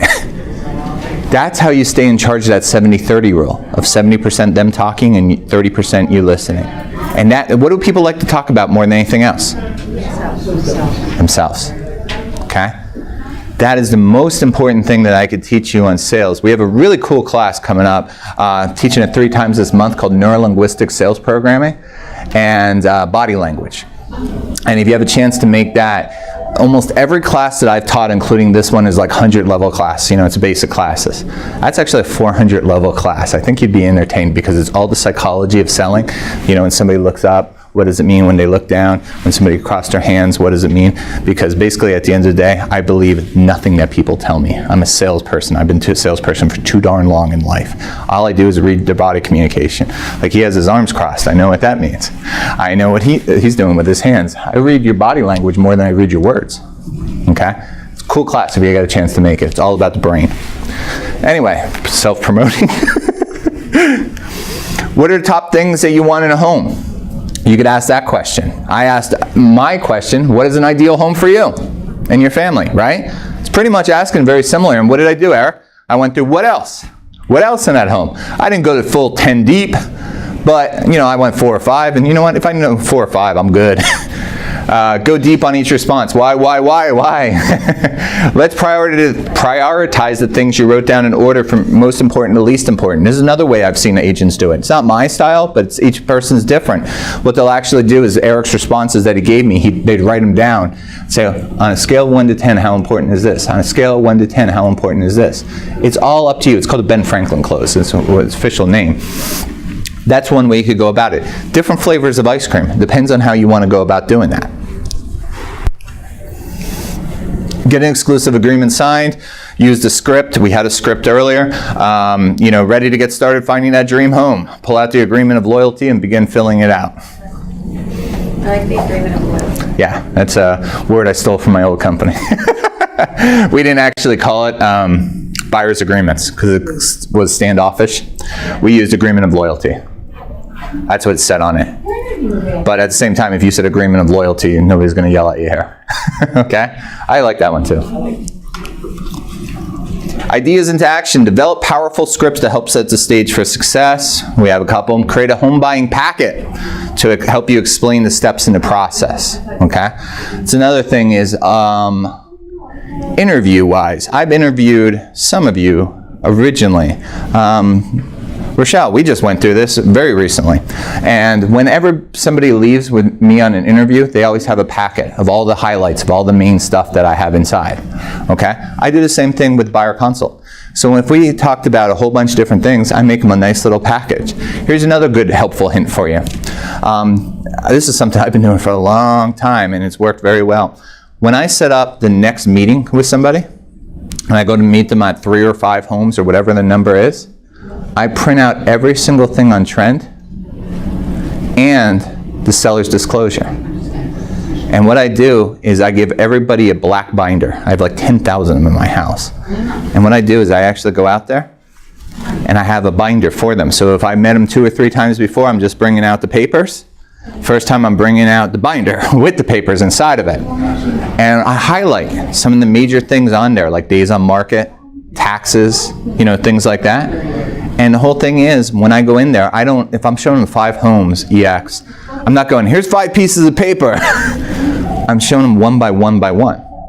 And that way, when they go home, because they may not remember the second or the third or the 4th home, they'll remember everything because I have it all laid out for them in order that we want to see them. Some people, especially my millennials, they're like, dude, I don't need paper. Just send me the electronic. That's cool. But I treat everybody the same if they're 23 or 82. And I let them decide what they want to do. But the millennials will surprise you. Actually, a lot of them like it. I think it's kind of cool. They call it old school. I'm like, I guess I'm old school at 44. Practice probing to identify needs, wants, and values. Clarify expectations. Good. Learn how to get an exclusive agreement. We talked about that. Set stage for referral-based business. So that's pretty much what we've concentrated here. Okay? With the Buyer Consult, bless you. The other thing with the Buyer's Consult, I tell people this. When you find 3 to 5 homes that you like, that automatic email on trend that they're getting, let me know and I'll take you out. I never take out somebody to see more than 5 homes at one time. It's too much. And then showing time, man, it's hard to schedule that. Okay? But I never take them out to see less than 3. It's my time, it's my value. And that's one thing that you guys, it's really hard, and Rebecca was kind of talking about that earlier. And it sounds, we're just in different mindsets at this point where we are in our careers. But really, at the end of the day, your time is the most valuable commodity. It really is. I know you want to just jump and, somebody barks and you just run like Pavlov's dog. But you don't want to set up your business that way. And scalable. Yesterday, Sarah, remember Sarah, Eric? Me and Eric were doing some work yesterday. And we have a young lady named Sarah who is probably watching this video. Hi, Sarah. And basically, she just started 2 months ago. She has 5 different buyers already. And she's a part-time agent. Okay? And she's a full-time teacher. Okay? She's now getting to her point where her business is becoming big with her life's responsibilities, with her kids, her teaching and everything, that if she doesn't change the way that she's doing things, it's not scalable. Like when you go out and somebody says, jump, I met you at an open house on Sunday, can you show me a home on Tuesdays? If you're working with 1 or 2 people, you could get away with that if you really wanted to, right? For me, and mostly I'm just doing classes and commercial right now, I can never get away with that. I have too many clients. It's impossible. And you want your business to be scalable. Are there exceptions to every rule? Of course there is. If you have that one person who's looking for a rancher at $350,000 in Doylestown and there's one, I will take them out to see that one. Because it's like finding a unicorn. It doesn't really exist. Okay? All right. So action plan. Tell me one thing you learned today. So we're all in a group together. We're all 0 to 9 sales in this room. Tell me one good takeaway you came through with today, Sue. Oh, Yeah, I'll just work my way that way. Really showing the value to the buyer and is more of a consult, and showing the value before you present the loyalty agreement. Good. Is there anything that you see yourself struggling with that we went through? Or anything you're just not buying into? No. Okay, good. E. I would say the agreement of loyalty as opposed to the buyer agency agreement. Really? That was a popular one. That was just in passing that I threw that one in there. I'm glad. Takeaway. Good. Anything you see struggling with? I wouldn't say struggle, but I think overcoming, what do you mean I have to sign this and, $250 or $325? Which is up to you if you charge it. Correct. Just overcoming that hurdle, but I don't think it's an obstacle. Yeah. Reminded me to always get the buyer agency contract signed Yep. again. Good. Lesson learned this week. See, you've been burned. And that's the whole thing, guys, is I didn't want to point out anybody or any examples. But honestly, you get burned enough, you learn, don't you? It doesn't take me to teach. I've been doing this for 16 years. Exactly. You understand. Exactly. All right. Anything you struggle with or anything you want to add? I mean, I didn't realize you had 16 years, so I apologize. I was wondering why KW doesn't have their own buyer agency contract, like pre-formed. Well, we have a pre-form and you fill it in on the days. In other words, there's no boilerplate that says 150 days or 365. That's the difference. No, not even that part. I mean, just their own logo on it. I'm sure we had it Okay. labeled and Yeah. marketed or marked up, so. Cool. Yeah. John. I think the takeaway was the conveyance fee. I've never charged anyone a fee yet. Yeah. And I think the hurdle there is to get them to pay it. Yeah. And honestly, like I said, it's one of those things, it's repetition, like everything, okay? And it just came to the point where, to me, it was just like part of anything, you know what I mean? Like, do you want a drink of water? Let's bring up trend. It just came so natural after doing it so many times that people would just hand over the check. Or, most of the time, honestly, I wouldn't even ask for the check. I would say, don't worry about that check until we close. I just want you to be aware that's going to be on your closing cost sheet, and that's what the $325 or the $250 is going to be. That way you don't ask for a check right there, because you just have to hang on to the check. Yeah, I mean. That's the soft way I do it. So in other words, you could say it's part of closing costs? Yeah, absolutely. It'll be paid at closing. And so don't worry, you don't have to write me a check today, John, in any way, shape, or form. I just want to let you know that that is the charge involved with it. And one day you're going to look at your closing costs when we find you at home and you go, what is that 250 or that 325? Then you'll remember. All right, let's move on. See how I did it? Do you need to do that? I mean, is that something you would bring up in the first buyer consult? Absolutely. Absolutely. Absolutely. Because the last thing I want to do is have them sign off on something that doesn't have and the way, and I'm putting in that number on the buyer agreement. Oh, right. So it's going to be there. So I got to attack it there. Right. Melissa. I think you brought me back to when I first started in the business. I was chasing business, so running house to house, and I'm not going to be able to scale my business that way. Yep. And seeing other people through the years being very successful with the buyer's agreement and saving so much time and energy. Absolutely. And realizing that instead of chasing the business, we're offering value. Yep.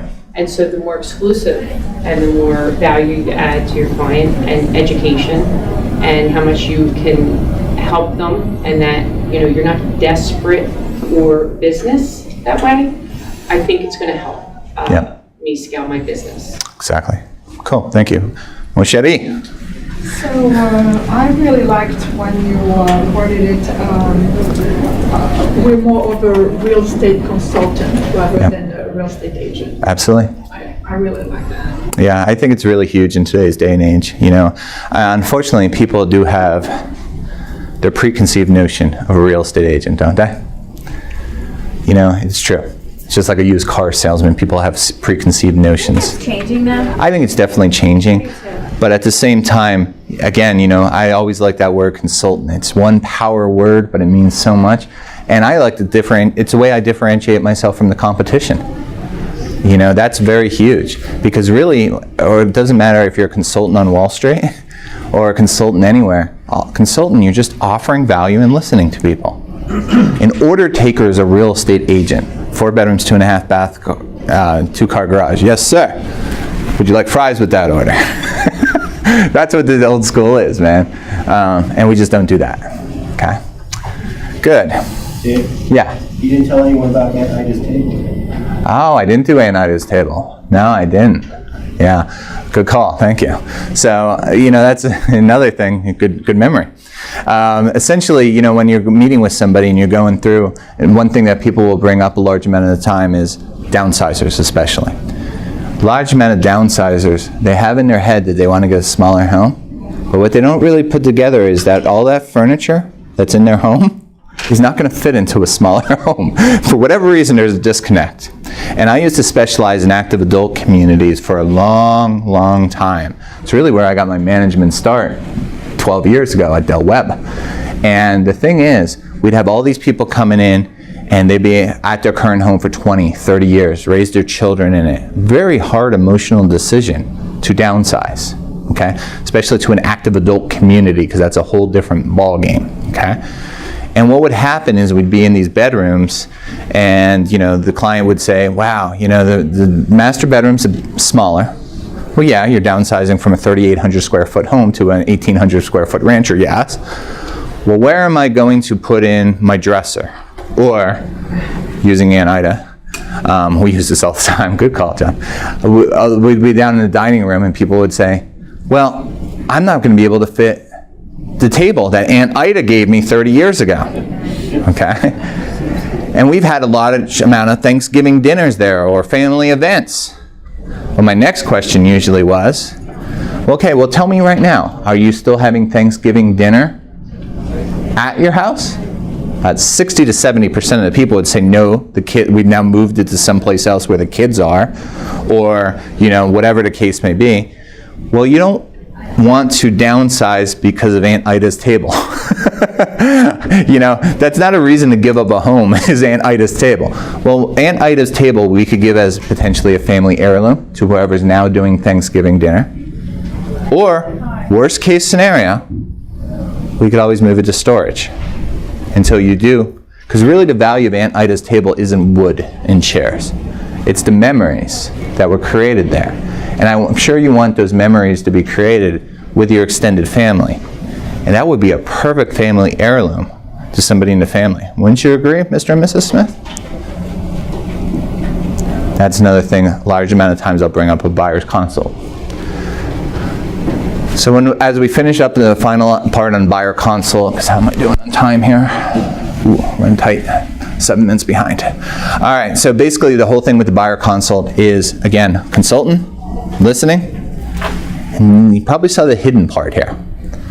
You're setting the agenda, aren't you? Okay, and I'll repeat this over and over. As you know, I'm a broken record up here. But somebody asked me many years ago, I had to do this big event, and I had about 200 salespeople coming from about 5 different states. And here was the question that I was asked, and I had 3 days to think about it. What's the difference between a veteran and a new agent? Or, in other words, when do you become a veteran from being a new agent? And I thought about it for 3 days. I asked a whole bunch of my fellow veterans, and you know what? I'm sticking with the response that I came up with many years ago. The only real difference, honestly, between veterans like myself and you guys, because you bring a large amount of great qualities to the table, but there's one thing that you haven't captured, and it takes a little bit of time. I can't teach this, even though I'm teaching it and trying to. The key is, my clients, the entire time I'm in charge of my clients, but they think that they're in charge. I'm dead serious. Think about it. Everything that I taught you today, even though we're in a salesperson environment and I'm showing you the tricks, was I doing anything that was forcing them? Or the entire time was I showing them value? I don't want to do short sales. Did I show you the value of not doing short sales? Did I do a buyer consultation? Did I get them pre-qualified? All those things that I controlled. Does the buyer find the value in it? Do they think they are in charge of it? Yes, don't they? But the difference is I'm controlling the entire process. I hate to call it puppetry, but that's how somebody put it. It's puppetry, okay? When somebody calls me and says, hey, can I come out and see 3 homes on a Tuesday? No. My time is valuable. And the reason why I'm not going to take you out to see 3 homes on Tuesday is I don't know anything about you, is what I'm thinking in my head. But I'm going to throw out the spiel of, hey, I'd like to get to know you. I would like to know what your family opinion is. I don't want to just take you out as an order taker. I want to really understand you as a consultant to give you different prisms of thought, different ideas, different concepts, different things to put your arms around, and really get to understand you. And then we'll take you out. It's going to save you time, it's going to save you money, and it's going to give you a better peace of mind. Wouldn't you agree with that, folks? Who's going to really say no? But I'm in charge of the entire process. And that's the thing. You learn that, right? 16 years? You know exactly what I'm talking about, right?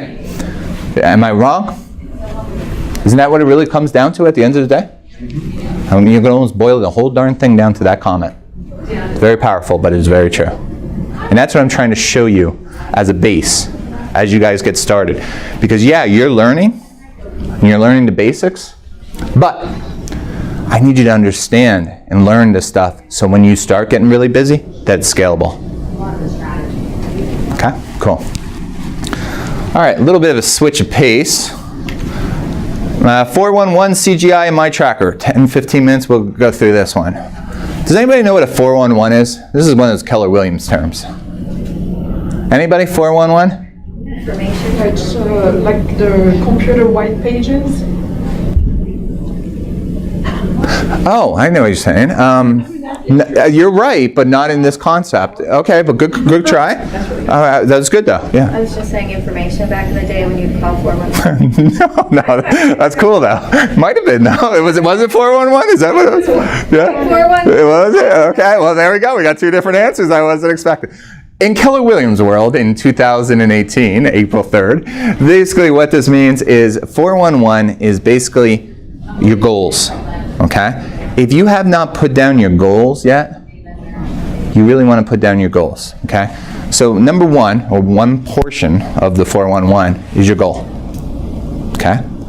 Number 2, the other 111, is basically on a monthly basis what you need to accomplish on your goal. And finally, the third part, or the 4, so it's reverse order here, is what are the 4 steps that I need to make happen this month to make my goal. Okay? 411 is goal setting. So if you have a number that you want to sell for this year being 6 or 12 or 2 or 28, honestly, if you don't have it set up as a goal and written down, it doesn't exist. Okay? So that's something that most of you I met with for a half an hour one-on-one. And I came up with your goals. And I gave you a sheet of paper to write down your goals. Especially as we start going through our program. Because every one of you, with the exception of one so far, is in a productivity program. So we're going to start meeting and basically going through your goals. So it's good to start thinking about your goals. Okay? Won't spend too much time on that though. Here's another cool thing. mykw.com and education tab. I'm going to show you through this and break it down. So if I asked you this question, how many phone calls did you make in the last 2 weeks to prospects? 10. Okay. Prospects. Show me those 10. Sphere. They're in like KW and E-Edge contacts. Good. 2 new. You don't have any. Tell me how you do it. I mean, 16 years, regardless of KW. But All referral. all referral. So you're doing entirely referral. John. I haven't made many phone calls. I was taken back once, and it kind of like scarred me for a little bit. Sometimes you call someone and it's just a bad time for them. They're on another business Oh, yeah. or something. But you kind of put the phone down and you're kind of like, I don't know, shell shock or something. Okay. And it doesn't matter, by the way, when I say phone call, I'm using this as an example. Email, anything, yeah. A text. A touch, yeah, touch point. Conversation. Conversation. How are you recording it is really, I guess, my question. Like, let's just pretend I was meeting with you and I said, okay, John, your goal for this month is pretend with me 2 transactions. All right, in order to get that done, John, we really need to make sure that we're touching as many people as we can or doing as many activities. So since we met 2 weeks ago, pretend with me, what have you accomplished? Show me where you have done it. What do you do with that? Well, set up an email group and just email blast them once or twice a month. Social media, I guess phone calls, I find them hard to do. Okay, we'll touch on that in a minute. Let me show you guys another tool that you're aware of. I gotta get something to like connect here. I keep walking around with this. I keep tripping over it, man. I'm gonna crash. All right. So again, you're gonna have all this information in the PowerPoint deck that I sent out, but I want you to go to. Does this all look familiar to everybody? Okay, mykw.com. Okay. All right. So basically, if I go into the Education tab, fifth one down, it's called My Tracker. I click on My Tracker, okay, and this is a way for you on a daily basis to track what you're doing. In an ideal, perfect Keller Williams world. Should merge, shouldn't it? Yep, that's one part. The second part is that when I would meet with you every 2 weeks, and this is our future, guys. You know, we're still building this program. You know, before you know it, we're going to have probably about 75 people in this program. I mean, I recruited alone 18 people in the last quarter, brand new agents. So, you know, we're really humming along pretty nicely, and we have 27 people in the productivity program right now, with 5 more that are joining this week. So the point is, in an ideal, perfect world, because my business has to be scalable to you guys, I can't hunt you all down every 2 weeks and go, so John, what's going on? In a perfect world, down the road, so you get a head start, I would bring up your tracker, okay? Again, I'm saying this is a perfect world. I'm not saying we're here yet, okay? And what it is like if I entered my daily 10-4, or AK my activities. So today, enter daily for 4-3. So let's say I added 2 people to the database. Okay, good. I made 2 connections. I made 3 connections. I wrote a note, and I didn't preview any homes. Okay, good. So that's excellent. Let me close. Now go back to Education. That's how it reloads. Boop, boop, boop, boop, boop, boop. Look at that. How long did that take me, guys? 8 seconds? 7 seconds? The point is, this is a way for you to know what you are doing on a day-to-day basis. What's really cool about this is if I went to my reports right here, it's just like an Excel spreadsheet. I put in 2 dates, and I could run for the last 2 weeks using that example I used with John. And I could say, all right, John, in the last 2 weeks you've been entering in my tracker. Good job, my man. Boom. I could bring it up, and we could all see what you have done in the last 2 weeks. Accountability. Now, the accountability isn't for me. It's for me to help you as your coach. But it's really for you guys to know what you're doing on a day-to-day basis, right? But it's a pretty simple, easy type of thing where you could add what you're doing on a daily basis.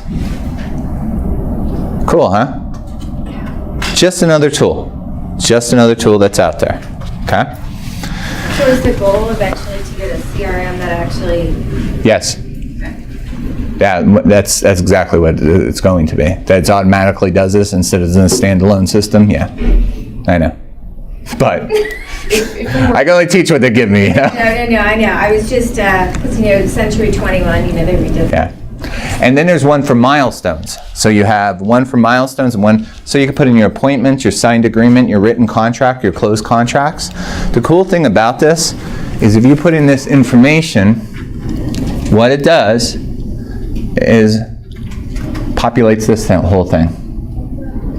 I don't have any of my goals. I shouldn't say this, but I don't have any of my goals in here right now because I'm not an agent, I'm a trainer. But basically what it would be is if I added, appointments, et cetera, it would actually populate and it would show me how far I am from cap status, the whole 9 yards. Which is pretty neat, huh?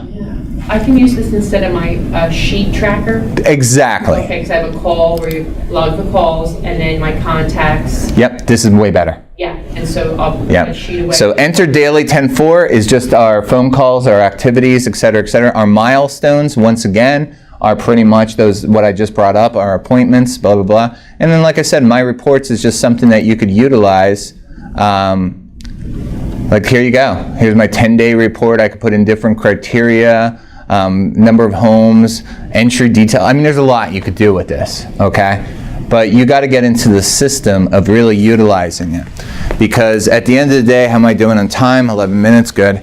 At the end of the day, the real value for you guys, and I always end it at this point, you know, a lot more in depth, it's not me up here teaching you guys, okay? You'll remember 5% of the statistics that I talk about within 24 hours. In other words, 95% of the information is going to be gone. You will remember 30% of the stories that I told you for 1 week. And after 1 week, it will go down to 7%. In other words, you're not going to remember much about this specific class. I could lead you to water, but I can't make you drink. I can make you thirsty by giving you salt, but I can't make you drink. So my tracker is what you make of it, okay? And if you're going to be utilizing it. But honestly, am I giving you something that's very difficult to do? How long does that take me?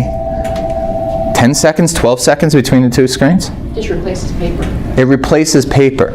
And now with e-Edge, which many of you have taken that e-Edge class, which again is sometime next week, and is being recorded again next week, so it's better quality. Notice no heat, huh? Look at that. All right, we actually have real film quality. Yeah, we'll see.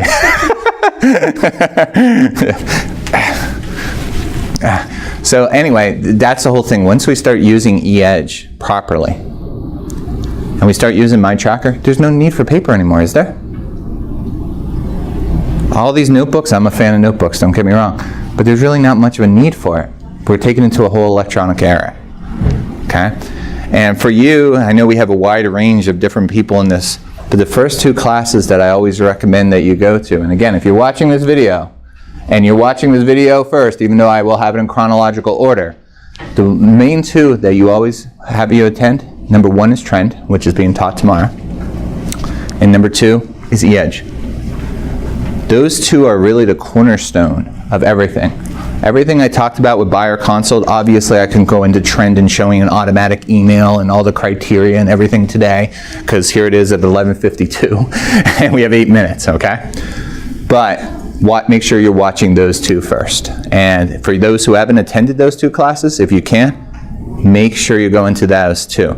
The e-Edge class, how many people, you attended e-Edge? Melissa, you made the e-Edge? Not the Trend I did. Okay. Been going. John, you did not make it to e-Edge. But the e-Edge class, we had 29 people within those three classes come to e-Edge, including veterans.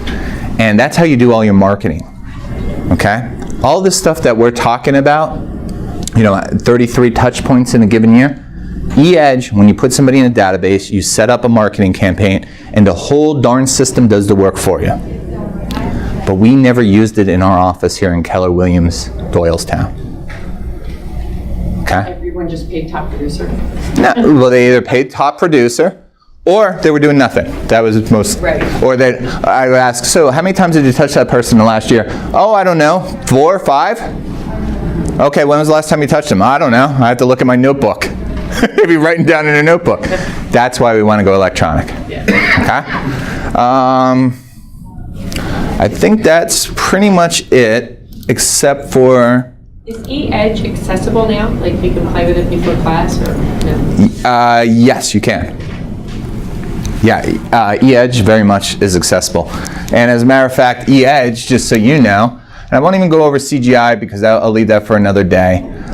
And when I take a look, here's e-Edge. Okay, right there. Click any blue one, and it takes you in the e-Edge. Okay? But as we start moving along, 11:53, that's ideally where we're going with this, okay? With the productivity program, part of it is me doing the training classes that you have. That's the main part that we have built. The second part is really going to be, sorry, I gotta get this, I had to like wrap this around.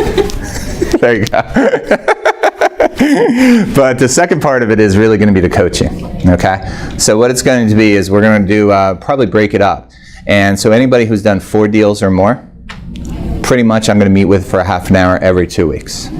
Okay, one-on-one, helping them with their marketing and their business plan.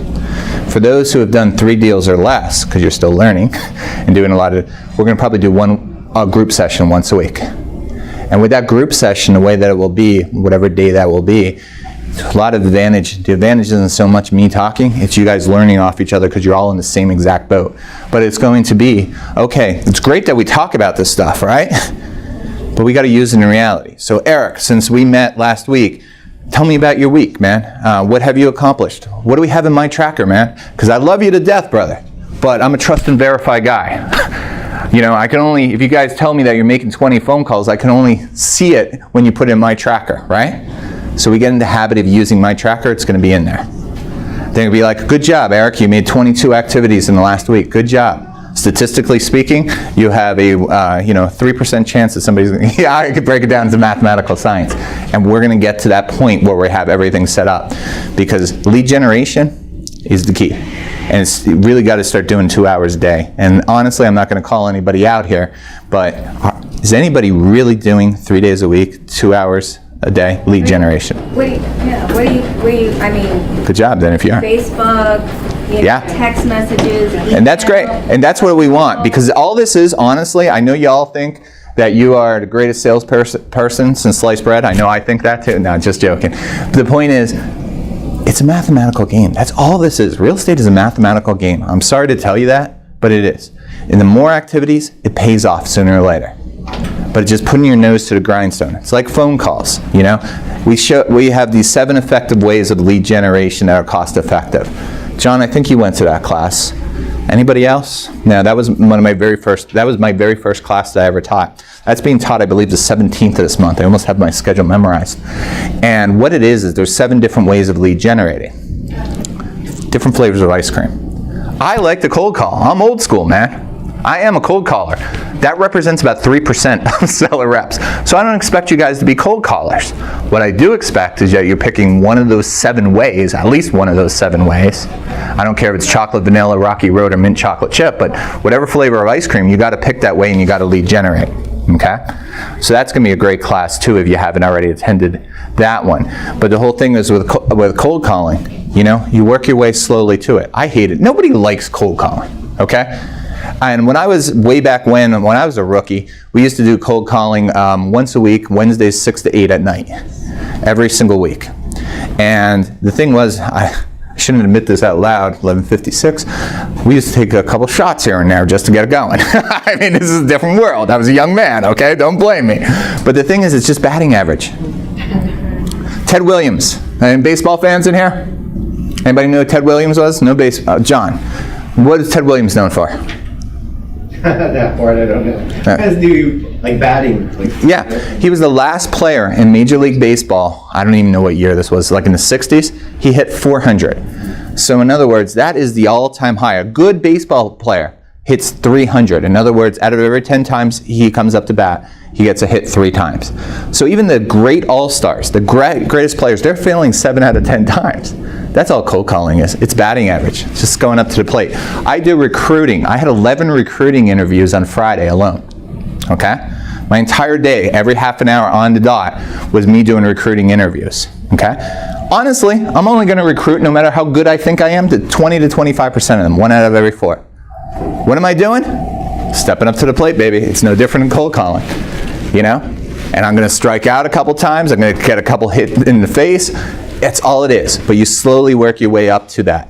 And on the final note, at 11:58, and then I am done and getting this thing off me, is essentially, here's one good habit for you to do if you haven't done it already.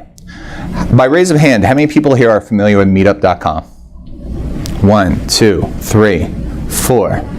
Okay. Meetup.com, meetup.com. Okay. One of the 7 ways that we prospect is through prospecting, okay, aka marketing. And if you go to meetup.com, okay, it's got everything that you could humanly imagine as groups. And when I say everything, I mean from literally gardening to geology to gay and lesbian bisexual alliance to Civil War history to you name it, there's a group. Find 2 groups. 2 groups. Each one will require about an hour of your time per month. Okay? Find 2 groups that you find interest in and do them for 6 consecutive months. Example, one of my groups is the Veterans of Foreign Wars in Warrenton, Pennsylvania. I go there and I'm talking to people from World War II, Vietnam, my Iraq War, the newest Iraq War, all that type of stuff, talking to old soldiers like myself. And if we're talking about World War II, for example, I always say, by the way, if you know anybody who's looking at buying or selling a home, just let me know. Again, my name is Dave. I'm in real estate. And what do you do again, John? Oh, John, great. I'm a chiropractor in Southampton. Cool. Let me give you a card. I put John's information into my database. What's my worst case scenario? I spent 1 hour for a month going to something that I personally enjoy anyway, and I got their information, right? If I go for 6 consecutive months, do you think I build a deeper relationship with those people that I'm meeting with? Have I done anything that's really boring? No. I'm not joining a geology group because I don't have no interest in rocks. I know nothing about geology. I'm not going to join a geology group. You know what I mean? But that's a way to really start building your business medium and long term as well. So if you haven't looked at meetup.com, take a good look at meetup.com. Find 2 groups. They're all within 5 miles of your house, guys. That concludes our training today at exactly 12. So I appreciate it. As always, I will remain here for any questions, and I think I have all of your emails, except I don't know if I have your email. Write down your email, I'll send you a PowerPoint, okay? Thank you, everybody.